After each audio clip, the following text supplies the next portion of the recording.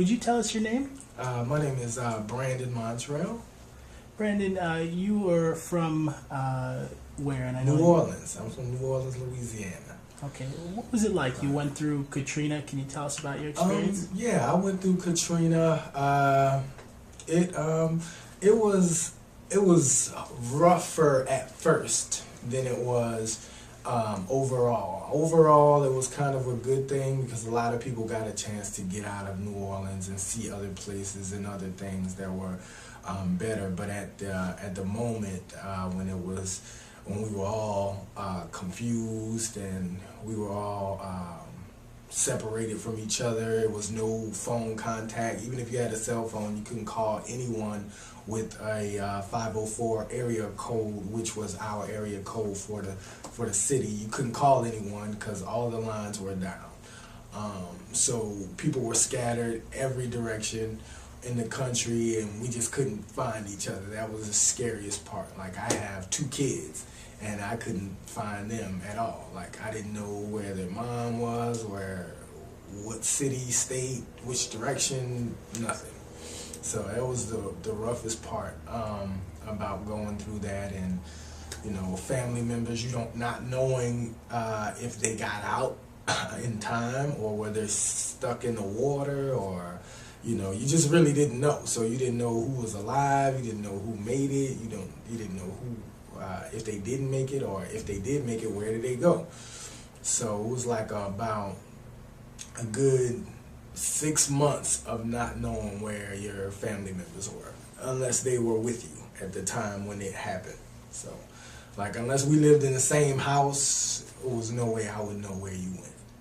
How did you deal with your emotions of what you faced? A lot of people were upset of how it happened, how people responded to it. What did you deal with your emotions, and how did you handle them? It was I kind of like, at first it was just like a shock. So I wasn't really upset about it as much as I was after the fact. I felt like after the fact something could have been done, but like while it was going on, it was more like, okay, let's just deal with the situation at hand. I wasn't upset with anybody. It wasn't anybody's fault to me. It was just something that happens, and things happen.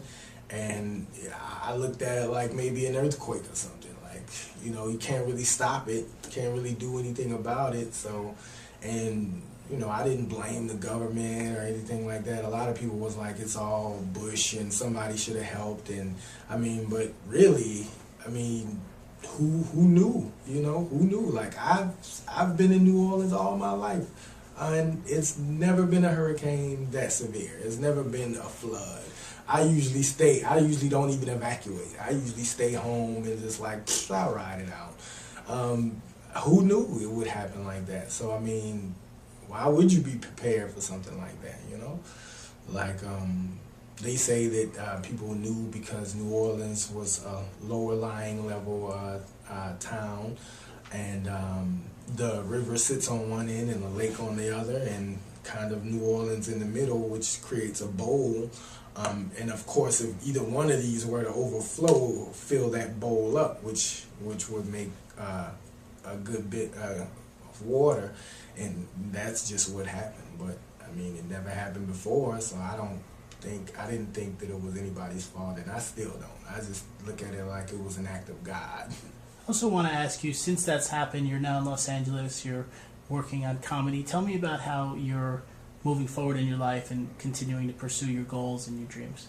Well, after the stuff that I've been through, it's just, I just wanted to kind of bring laughter to people, like to no matter what, because I don't know what your problems are while I'm on stage, and it doesn't matter.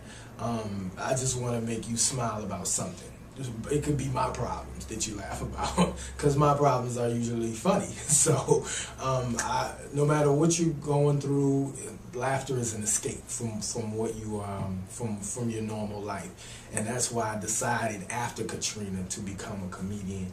And the year after 2006 is when I started doing comedy in Washington, D.C., which was where I was evacuated to after Hurricane Katrina. And I just kind of jumped in there and started doing comedy on the East Coast, and it was great. So I was like, okay, the East Coast is nice, let's see what the West Coast is like. So kind of got pushed over to LA, and I was like, if I can make it on the East Coast and I didn't know a single person, I can do it on the West Coast. So I'm here to just spread cheer and laughter and, you know, kind of enlightenment also. So like a lot of my comedy is, you know, I kind of give people a message behind the laughter, you know. Well, I want to thank you. We're going to ask you in another segment about some other things, but I really appreciate you sharing your story, and I'm glad you're out here and pursuing your goals. Thank you so much.